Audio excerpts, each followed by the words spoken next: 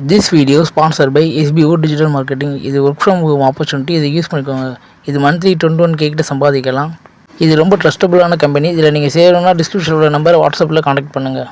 Skip பண்ணாதீங்க. பெரிய தப்பு. தினம் 300 ரூபாய் சம்பாதிக்க அரிய வாய்ப்பு. இன்ஸ்டாகிராம், ஃபேஸ்புக் பயன்படுத்த தெரிந்தால் போதும் content post and content publishing மூலமா தினம் 300 ரூபாய் சம்பாதிக்கலாம். இந்த வேலை செய்ய 5 நிமிடம் போதும். Work training support, group communication support, all language customer live chat support, முக்கியமா சொந்தமா ஒரு பிசினஸ் ஸ்டார்ட் பண்ற அளவுக்கு உங்களால கற்றுக்கொள்ளவும் முடியும், சம்பாதிக்கவும் முடியும். இந்த வேலை வாய்ப்பு வழங்குவது 5 வருடத்திற்கு மேல ரன் ஆகிட்டு இருக்க நம்ம தமிழ்நாட்டு company school of business organisation private limited. மேலும் விவரங்களுக்கு டிஸ்கிரிப்ஷன்ல கொடுத்திருக்க நம்பருக்கு வாட்ஸ்அப் பண்ணுங்க. காம் போய் என்ன சொல்றான்? அப்பா நிர்வாணத்தை போய் அறிவித்தான். சேமும் யாபேத்தும் பின்னாடி போய் என்ன பண்றாங்க? அந்த நிர்வாணத்தை மூடிட்டாங்க. இப்போ திராட்சரசத்தின் வெறி தெளிந்த நோவா யாரை சபித்தார்? தன் இளைய குமாரன் தனக்கு செய்ததை அறிந்து. யார் சபிக்கப்பட்டவன்? இளைய குமாரன் பேர் என்ன? கானான் கிடையாது. இளைய குமாரன் பேரு காம். புரியுதா? இளைய குமாரன் பேரு காம். அவன் தான் நிர்வாணத்தை அறிவிச்சவன். ஆனா நோவா சபித்தது காமை அல்ல, காமுடைய பையன் பேர் தான் கானான். பையனை சபிக்கல, பேரனை சபிச்சிட்டாரு. புரியுதா? ஏன் இவர் பையனை சபிக்காம பேரனை சபிச்சாரு? எழுந்திரிச்ச உடனே சொல்றாரு, தன் இளைய குமாரன் தனக்கு செய்ததை அறிந்து நோவா கானான் சபிக்கப்பட்டவன். செஞ்சது உன் பையன் தானையா, ஏன் நீ அவன் பையனை சபிச்ச? உன் பையனை சபிக்காம நீ ஏன் பேரனை சபிக்கிற அப்படின்னு கேட்டா, இவருக்கு திராட்சரச குடி வெளியே தெரிஞ்சிருச்சு. இப்ப ஆள் தெளிவா இருக்கிறார். நோவாவுக்கு நல்லா தெரியும், காமை சபித்தால் அந்த சாபம் நிக்காது. ஏன் தெரியுமா? 9ஆம் அதிகாரத்துல இருக்கு.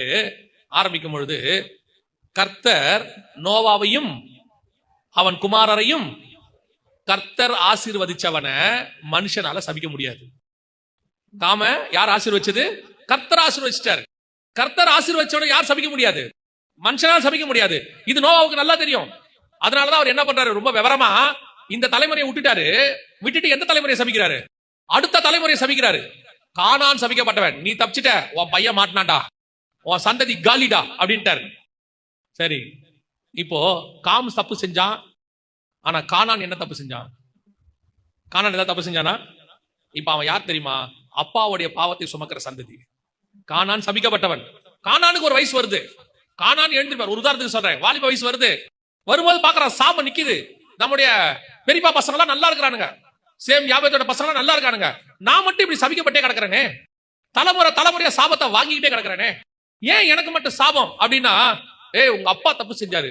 ஒரு இடத்துல அவனுக்கு தோணும், எங்க அப்பா பண்ண தப்புக்கு நான் என்னடா செய்வேன்? இப்போ உங்களுக்கு தோணுதா இல்லையா?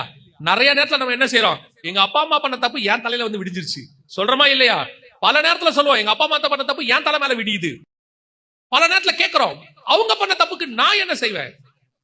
அந்த கானானிய வம்சத்துல வந்தவதான் வந்து இப்ப இயேசுக்கு முன்னாடி நிக்கிறான். அந்த ஸ்திரீ வந்து நிக்கிறாங்க. இந்த அம்மா யாரு தெரியுமா? இப்ப அப்பாவுடைய பாவத்தை சுமக்கக்கூடியதான சந்ததி. கானானியர்கள் யாரு? அப்பா காம். அப்பாவுடைய பாவம். ஏன் இயேசு நாய்க்குட்டின்னு சொன்னார்னா அதுக்கும் அர்த்தம் இருக்கு. என்னன்னா, ஒரு ஆண் இன்னொரு ஆணுடைய நிர்வாணத்தை பார்த்து அந்த ஹோமோசெக்சுவல், அதுக்கு நாய்க்கு யூஸ் பண்ற அதே வேர்டு தான் எபிரேய மொழியில யூஸ் பண்றாங்களாம். ஆணோட ஆண் சேர்றதும் நாய் சேர்றதும் ஒண்ணு. நாய்த்தனம்னு சொல்றாங்கல்ல, அந்த வார்த்தைகள் ஒன்னாதான் யூஸ் பண்ணுவாங்க. அதுக்குதான் ஈக்குவலா கொண்டு வருவாங்களாம்.